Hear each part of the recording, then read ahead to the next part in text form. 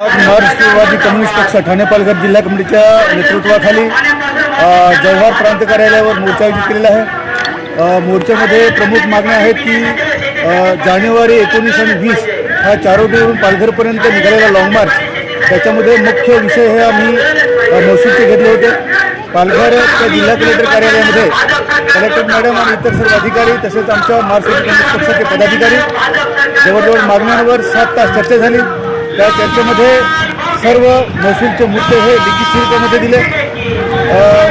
One जमीन असेल, दायरा नसेल, देवस्थान असेल, सिलिंग असेल, इतर जे काही महसूलच्या ज्या मागण्या आहेत ह्या मागण्या पूर्ण करण्याकरिता गेल्या महिनाभरापासून आम्ही सर्व प्रकारचे जमिनीचे फॉर्म भरण्याचा हा कार्यक्रम पूर्ण महिना चालवला ही मोहीम।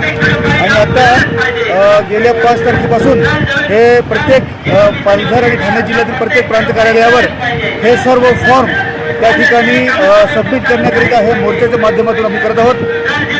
5 तारखेला डहाणूचा झाला, 6 तारखेला भिवंडी, 7 तारखेला विक्रमगड आणि आज 8 तारखेला जव्हार प्रांत कार्यालयावर हा मोर्चा आयोजित केलेला आहे।